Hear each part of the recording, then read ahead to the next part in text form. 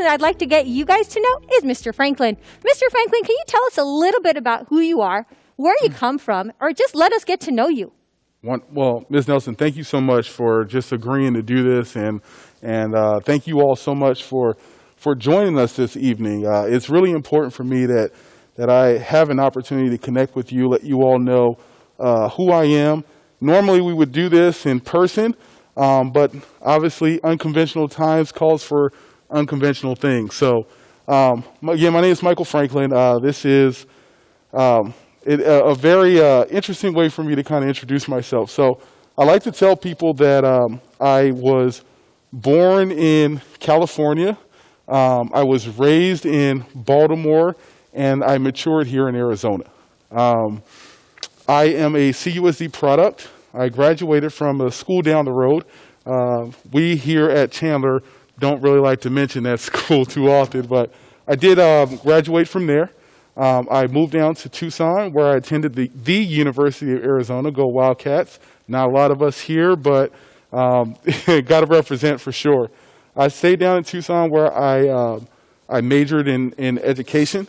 I knew from really pretty early on that I wanted to get into education. I wanted to make a difference, and I wanted to actually get into administration. So right out of college, I student taught down in Tucson. In South Tucson at Desert View High School. I stayed there for 10 years.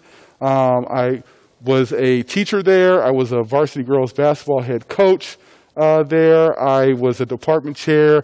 I was an athletic director there before I actually moved to Tucson Unified School District, where I became an assistant principal at a K-8 school, before then having the opportunity to return here back home to Chandler Unified, where I was an AP or assistant principal at Hamilton High School down the road. That's okay. So when the opportunity came about to have an opportunity to work here at Chandler High School, a school that actually is about a mile from my parents' home, truthfully, I would have been a Chandler Wolf back in the day if Hamilton hadn't opened and the way the boundaries were designed back then.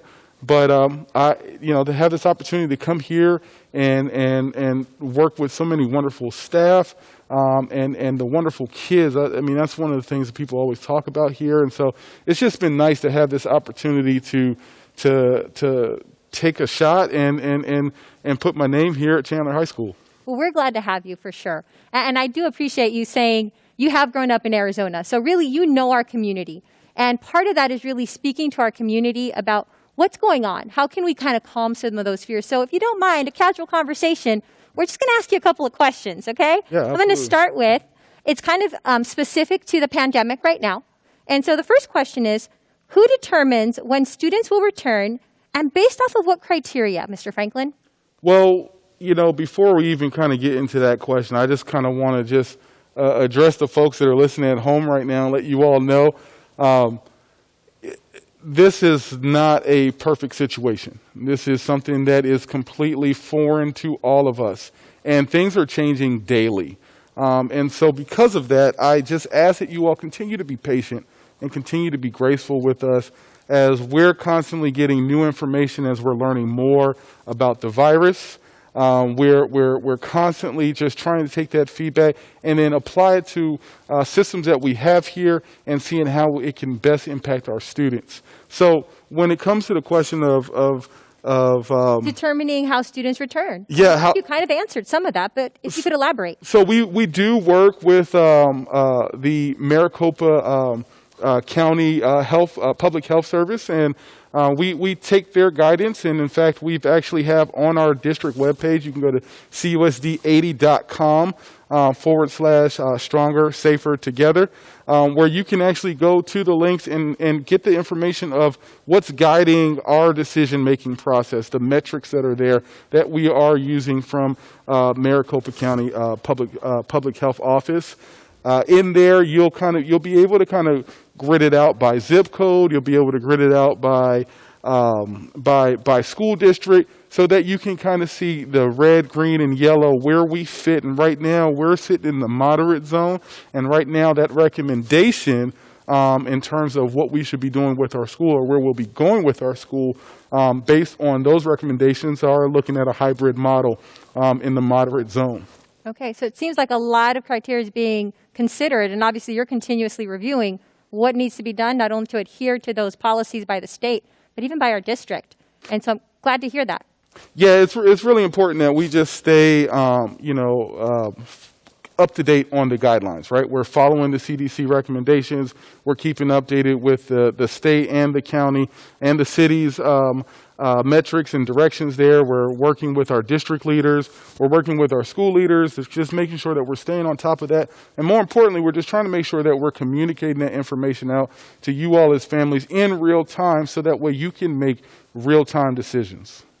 So I think you've almost led me perfectly into my next question. The next question is, what is a process for identifying potential COVID cases? And what will the information, so let me say that again, will the information be communicated to students and families? And if so, how? Yeah, and that's a really good question. There are processes that we have to follow. And yes, we will make sure that families are aware of cases that occur and happen on our campus. However, we have to be mindful of FERPA, and so we can't give out student information or say exactly who or when.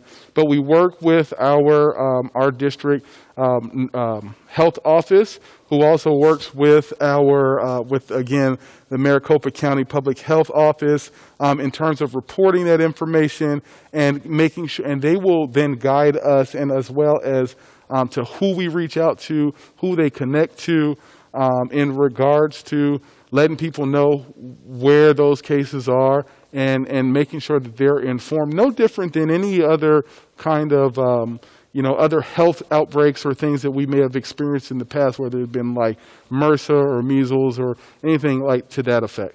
Absolutely. Well, I'm glad to hear that we are definitely considering our community and also that our students' safety and just families' integrity and just their own personal information being kept out there, but also informing us. So thank you so much for that. Once the school board determines that it is safe for students and teachers to return in person, what procedures and requirements will be put in place to ensure everyone's safety? Well, I can tell you this. We've been working really, really hard on that since I came on board, and they've been working here as a district before I came on board in mid-April. And so we've really begun, we've equipped every single classroom with hand sanitizer stations. We have equipped every single classroom, every single teacher with the appropriate PPE equipment so that way they can actually sanitize their rooms appropriately when students do return to us every period between classes. We've extended, we're exploring extending our passing periods to make sure that we're having good flow so that students are not allow teachers enough time to sanitize the classrooms, while also making sure that students have enough time to get from one end to another in a safe manner. So we're looking at the redesign in terms of the way our traffic flow happens in our passing periods. We're really just trying to think outside of the box as much as possible. When I've been working with our admin team, and they are stellar. Mr. Chandler, who actually works with our facilities, he has stockpiled us with enough resources to clean several high schools over the course of a few years. So we're feeling pretty good in terms of the resources that we have available to our campus to ensure student safety. So it sounds like we have everything necessary. We're not going to run out of any supplies for sure. It sounds like we have the training with regards to the teachers. We're considering our students. And I got to say, I've even seen a lot of signage around that is also helping to advocate to the students what their role is as well. So it sounds like we have a pretty good plan. And I love to hear, and I think I already heard, we're continuously revamping that and looking at that. Yes. So thank you for that. Yeah, absolutely. We take feedback all the time, right? It's nice when you do get some fresh eyes on some things because people have different lenses, and their lenses have different backgrounds and can provide some more information for us to look at and utilize. And so it is nice that, yes, we do have lots of signs all over campus. And if I can kind of digress a little bit from that point, 6 months ago was kind of the last time that our kids were on our campus. And I understand the challenges it is when you're thinking about how is a school going to look different in person when 6 months ago, I know what it looked like when there were 3,300 kids on campus. There weren't any signs. There weren't any of the protectors, the mask, and any of the things that took place. So how are you going to be able to feasibly do that? And I just say that when people do come to our campus, or have been to our campus for a multitude of reasons, they've been able to kind of see some of the changes, some of the things that we've implemented, and hearing from them, hearing from teachers, and hearing that their anxieties have been eased some because they have seen those things in place, definitely has been helpful. Well, thank you. I definitely know firsthand, having students come onto our campus, like you said, they're seeing everything. Just talked to a mom this morning that said, now that I see it, I feel comfortable. Right. And so thank you for making sure that our community is staying safe. Moving on to instruction, because like you also alluded to, students want to come back and kind of want to find out a little bit of the supports with regards to instruction. So what supports are available for students who may be suffering from depression, anxiety about school, the pandemic, and just other societal issues? That's really big for me. I kind of, again, coming in as a principal to a new school, and encountering everything that's kind of taken place and transpired over the last 6 months, is definitely unprecedented times. And so it definitely is something that keeps me up at night. It gives me some things to think about for sure. And I'm just glad to be here at Chandler, where we have a ton of resources that are available to our students. So I'll give you a perfect example. You mentioned students dealing with like anxiety and depression and whatnot, because they've been away from school for so long. They've been out of a routine that many of them have been in for the last 8 to 12 years. We're fortunate to have a mental health counselor, social worker, health and wellness coach, as in addition to the 7 academic school counselors, I should say, school counselors that we actually have on our campus. And so we have a ton of resources of support. So, families, we want you to know that we have access to the resources. You're more than welcome to connect to them. Reach out to your counselors. Talk with them. They will get you connected to the right places and the right folks. And even those folks, even if they don't have that information, we'll be able to make sure we get you connected to the people that can get you that information. Connect you with those resources that are out there in the community. So it's nice that we have that on the student service side of things.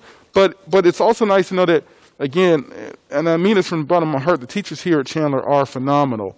I had asked the staff a question when I first met in our first meeting when we were all together, virtually and in person. I had asked, I said, how many people have been called like, a mom or a dad or an uncle or an aunt?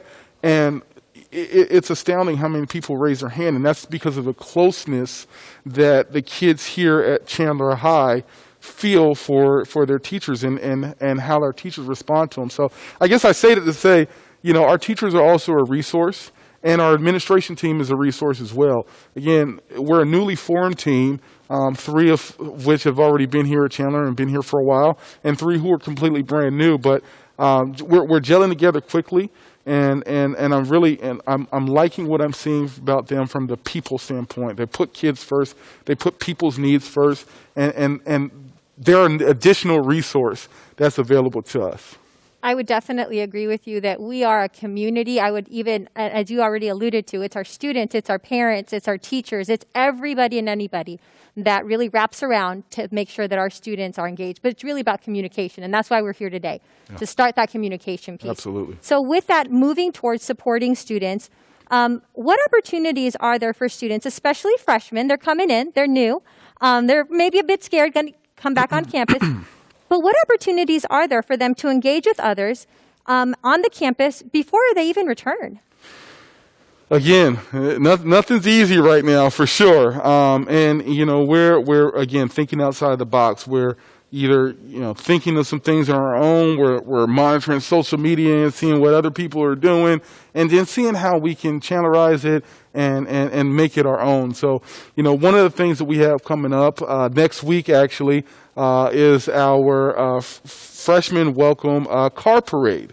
Now, normally our freshmen would have this warm reception the days before coming back to school, and they would be clapped in by our entire staff. We'd have an awesome presentation for them in the gym, and then culminating in a wonderful tour of our beautiful campus. And it's been tough that we haven't been able to do that, and we fully intend that when we do have that opportunity to come back in person, that we will be doing those things for sure. That's for sure going to happen, but we don't want to wait till then. Our kids are already in classes right now, and that transition, they haven't really felt like a high school student. They haven't felt like a Chandler Wolf yet. And so we're hoping that this event next Thursday, September the 3rd, the car parade will be one of those welcoming events. We're going to, have the cars lined up. You can decorate them. We've got some prizes given out for the most decorative vehicle. We're going to do this parade, and we're going to go around the campus. We're going to go down Arizona and Chandler. We're going to wrap around right behind here at the CCA, where we'll be giving out some of our swag. We'll have some yard signs, class of 24. So we're really trying to do what we can in the moment to make sure that we're recognizing those students and letting them know that you're welcome to the pack, welcome to the family. We got some more things in store. I know that there will be a survey. Ms. Templeton's office will be creating a survey or sending a survey out to our freshman students and kind of engaging them in what their interests are. What is it that they like, so we can get to know them a little bit better, so we can use that information and then begin tailoring activities in our events around what it is that our students like. And I know you've already been innovative in giving students a glimpse of our campus, and if families haven't checked that out, that video. You mean the video that you hosted, yeah. Well, maybe. Putting in a plug. But Mr. Franklin was definitely there, too, and our beautiful campus. But really, I think those things really speak of we're not waiting, we're doing something now. But with that also, some students, their academic learning, they're sometimes pausing. So my next question, again, goes to instruction. Some students have been struggling with their online learning. What's the plan for making sure that they'll have the skills they've possibly missed and or need in order to be successful as they transition back to us? Yeah, that's a really good question. I mean, normally, what's nice is right now our governing board has approved us to return back or, have extended our virtual learning on August the 5th from August 17th through the end of first quarter. So what's nice about that is it does go to the end of the quarter, and we will still have our traditional, our holiday break there. So it gives us some natural transitional time that we would normally have, especially, and that's much needed, especially in a time where we're not very normal, right? So we can get some elements and some things that feel normal. That's good. And normally in a traditional year, we would see students transition back, and teachers would then, in the start of the second quarter, start revisiting some elements that they, practiced or worked on in the first quarter. That's going to be critical and probably more important than ever as we're going to transition back into school from second quarter, regardless of the model that we're in, whether we're still in a virtual setting, whether we're in a hybrid setting, whether we're in an in-person setting. Any setting that we transition back to, that's going to be really important. So, I've begun impressing upon, our leadership team and our teachers to start kind of just making sure that we're mindful of those pieces that, again, this is not normal. And so we're going to have to do some reteaching, and we're going to have to do some revisiting.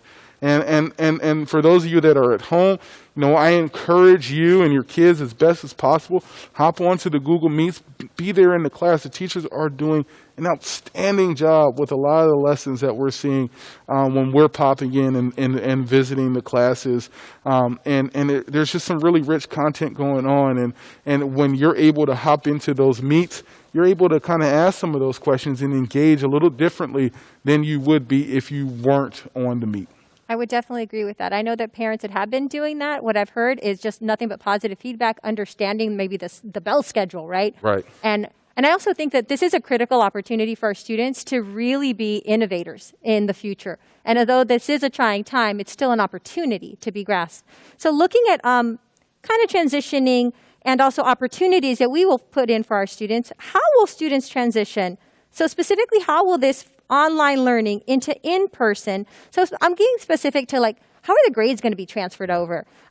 Schedules, and will we have a choice to stay with COA or to transfer to Chandler High School? What are some of those routines and or practices that we'll for sure encounter when we transition? And or what are going to be some options? Well, and how we transition is definitely a governing board decision, right? They're going to make that decision if we're transferring back before or after or on time. They'll make the decision, those determinations, right? And so we, again, those things are still in progress. They're still working on those pieces and elements. And so again, as we're having conversations here tonight, some of those things are going to change. And some of those things are going to look a little different. And again, we're going to do our best job to make sure that we're communicating with you all as frequently as possible in terms of what those changes are and what they look like. In terms of the grade piece that you had mentioned, again, we really try to structure this as much as a regular school year as possible, right? So when you're thinking about a student transferring from one class to the next, their grades would normally traditionally transfer with them. And the same would be true here. When you think about a student that's at COA right now and they're transferring back to Chandler High, it would be no different than a student that was coming from another school and transferring to Chandler High. Their grades would transfer with them as well. So again, we're trying to make sure that we leave our structures as similar as possible, so that way that transition, when we do get into whatever mode or model that we're working with down the road, that it feels familiar. Awesome. And a lot of times students, as you know, they do well when it's familiar, and they do well when they're involved. So moving into that how we're going to be involved with them, their involvement, specifically now talking about sports, athletics, like how are those things going to happen? So I have a question. So what will athletics look like at Chandler High this year? Well, again, like everything is moving and shaking, right? As of right now, only our fall sports are in swing. And when I say in swing, they're the ones that are they're the ones beginning their practices and whatnot. Now, it's important to know that as they're practicing, they're following the guidelines. They're following the recommendations. They are being checked. They're doing everything that we have asked them to do. Our district has worked really hard with coordinating with all of the athletic directors as well as the AIA. Our athletic director, Jim Culver, is the absolute best athletic director I've ever worked with. He does an outstanding job making sure that our coaches and our community is well aware of changes, even when they're not favorable, or even when we just don't know. And right now there's just still so much information out there. We're hoping that things will go as scheduled and we'll be able to have seasons and that our kids will be able to participate. That's the most important thing, is that our kids are able to participate. As you know, participation is not just from our students, but also from our families here at Chandler High School, because I know you've been to some of the games, and specifically those where Chandler High just defeats a lot of people, right? But really, we want to make sure and ensure that our students and our families, how will they be engaging? Can they come to those football or just general activities? So, and I had a feeling you were going to ask that. And as of right now, unfortunately, we are not, if we're having games take place now, we're not having spectators here in Chandler Unified, okay? Now, that doesn't change what other school districts may do, but we are going to make sure that when we are hosting games, that our visiting schools are going to know our policy and our procedures and what we're doing. Now, again, because everything is changing daily, that information could change. 2 weeks from now, we could be looking at something completely different. Our state is doing much better in terms of our COVID numbers and where our trends are going. So, I'm very optimistic and hopeful. I mean, I would love to be able to, I was actually really, that's one of the things I'm looking most forward to, right? Is seeing the sea of blue and being out there and having the very lively student section and the band rocking and everybody just kind of doing their thing at all of our sporting events. But we also got to be safe. And that's the most important thing, is that we're making sure that our students stay safe, that our families are able to support their kids. And so we're looking at also expanding our live stream capabilities as well. So, this tonight is being streamed by our wonderful teachers in our media department, who are going to have this out there for people who weren't able to engage with us tonight. So it's just, taking what we do and expanding the scope and seeing how we can kind of adapt with the times while keeping people safe in the process. So it sounds like you are going to have your opportunity to see a sea of blue, but it'll just be in a different format. So talking about our sea of blue, where can families get their Chandler gear? So we have been working with one of our partners in the athletic department in developing spirit stores, online stores. So right now we just ran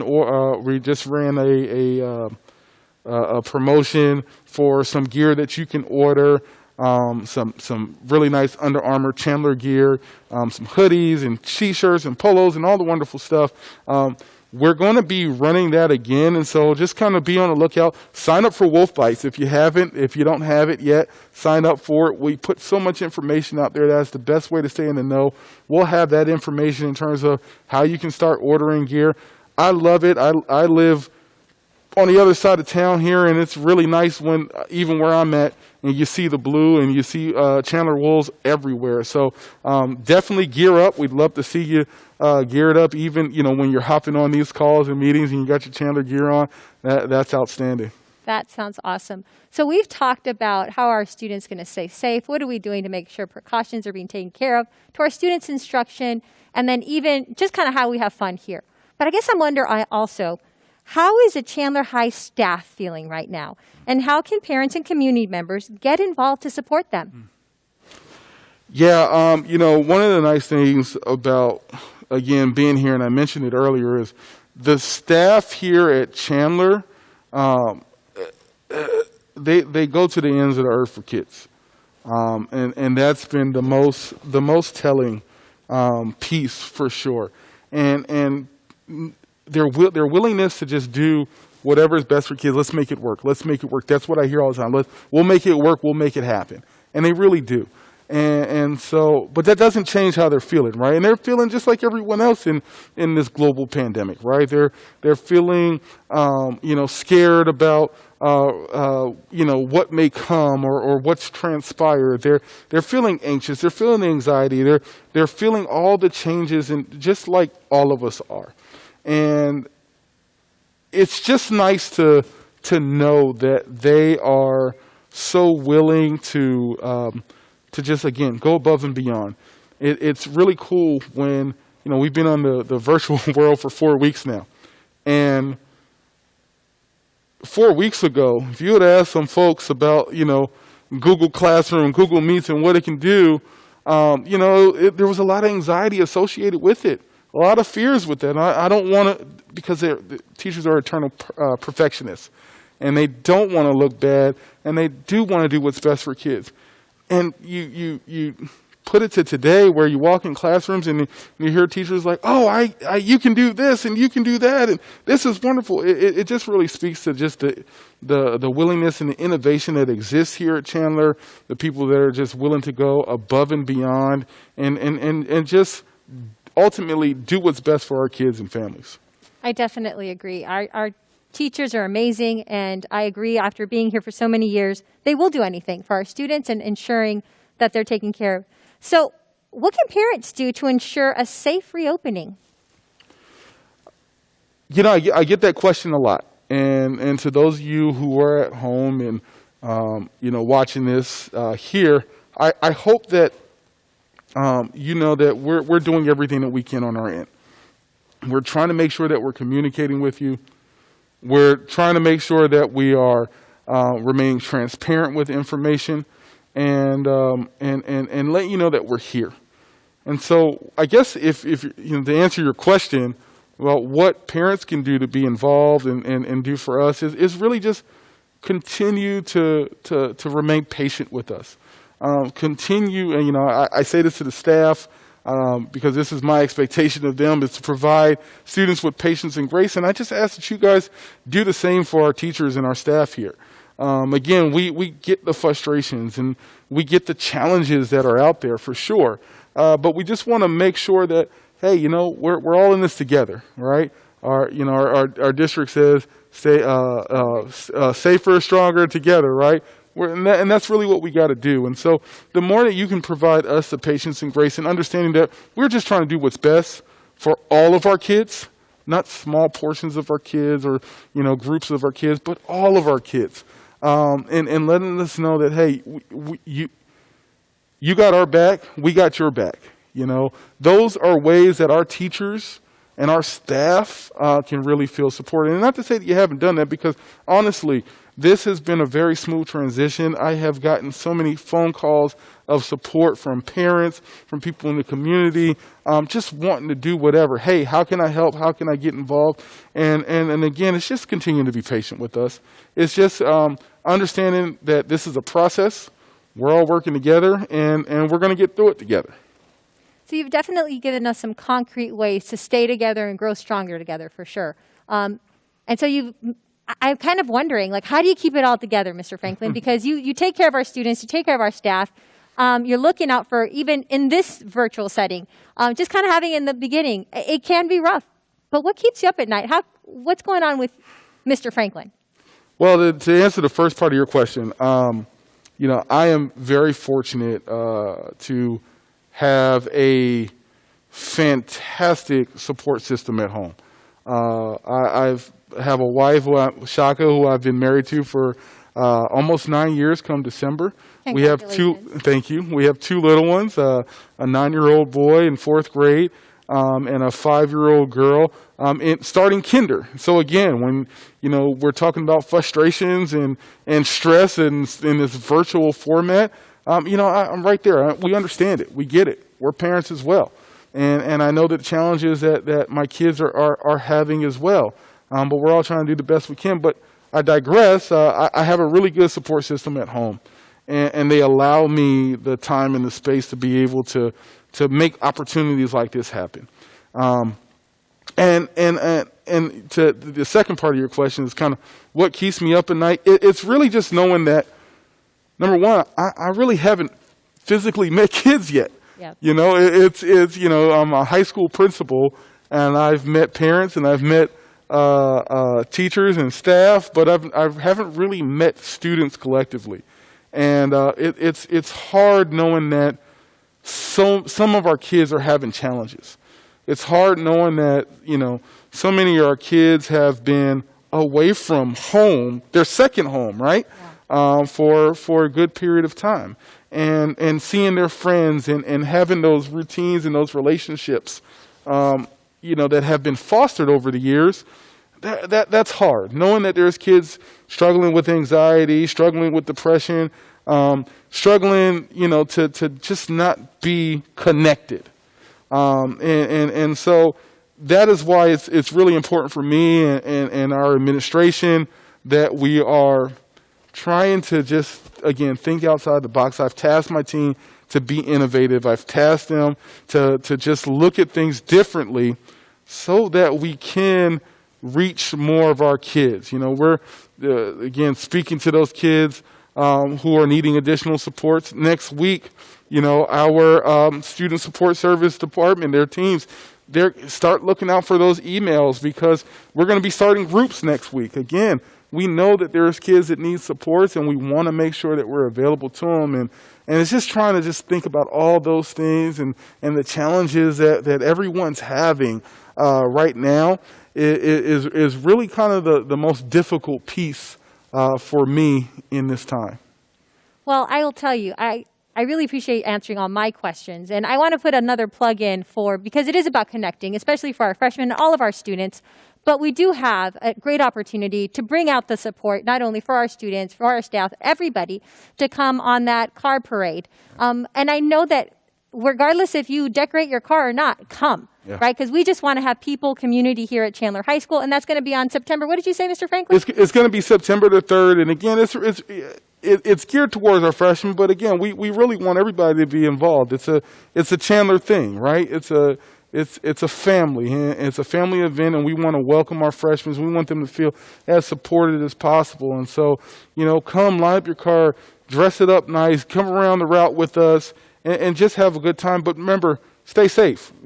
Masks are still going to be required.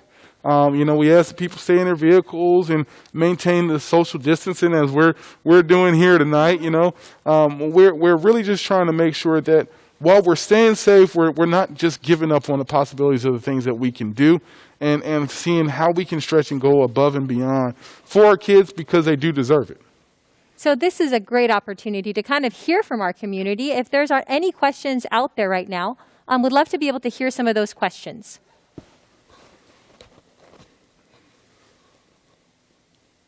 Let's see here. We did have one question from Eric, and he wanted to know about ACT testing this year for seniors, our last year's juniors. So specifically heard from Eric. Thank you, Eric, for putting that question out there. Our juniors last year, now seniors, didn't have the opportunity to take the ACT exam, which historically has been given here to all of our juniors, which allows them to get into those colleges or as an entrance exam, right? But what opportunity will that be for these now seniors? Will they get that opportunity? Absolutely. And the nice thing for our seniors that are going to look at the test, I believe it's in October, correct? It is, sir. October 20th? 20th. 20th. It's really nice because I'm actually here with our department chair for counseling, as well as our assistant principal over testing. So, Eric, good question for sure. But yeah, October 20th, we're going to have the testing available for seniors who didn't get a chance to do it last semester. It's a great question. Let's see if we have any more coming through. So it sounds like, Mr. Franklin, you did an awesome job answering all the questions. I know that there'll be more coming down the pike, and I know that this is one of many ways that we're going to be innovating here at Chandler High School. I know that this is an opportunity for us to communicate with our families, and like you said, there's going to be other opportunities coming down the road. I don't want to close it off because honestly, it's been a lot of fun getting to hear some of what's going on at Chandler High School. And I do want to just kind of also add, first of all, those of you that are participating with us virtually here tonight, again, thank you so much for just kind of following the process and sending us questions for sure. We received over 100 questions, and a lot of them were similar in nature, and hopefully we addressed and answered many of them here tonight. But we also will have a FAQ that will be posted on our school webpage as well. So that way, if there were questions that maybe were asked or that you're still having, check that out. Check that out at cusd80.com/CHS. You will be able to kind of find that information there. Again, we're going to try to make sure that we're constantly updating you all in real time with information so you know what's going on. You'll know essentially as soon as we know, and as soon as we've worked out plans to try to make it as informative as possible for you.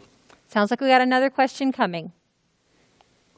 Yep, we have a question from Lisa, and just wanting to know about how 504 and IEP accommodations are being done with online learning. Thank you, Lisa, for asking the question about for students that have some accommodation, either a 504 plan or an IEP, how is that being taken care of because of the online learning? So it doesn't change anything that we do. Our teachers are still having to follow their 504 IEP plans.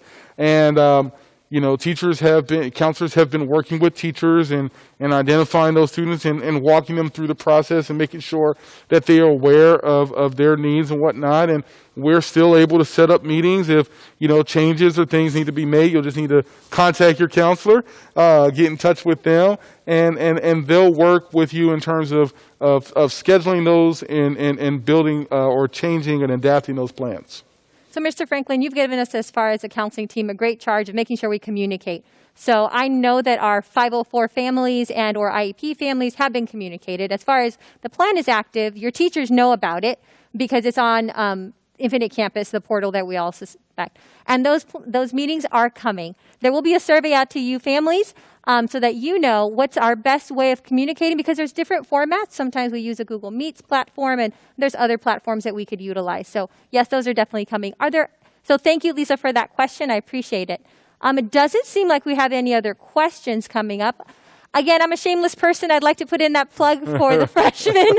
And not just because I'm a freshman counselor here, but because I think it's important that our whole community really comes out. And I bet you I'm going to have some senior students, junior students that happen to be siblings of our freshman students cheering them on in that car, making sure that we're staying safe. Yes. So I'm excited for that opportunity. Yeah, no, it's going to be awesome. You know, I'm really looking forward to kind of just, again, seeing everybody come out and supporting our kids.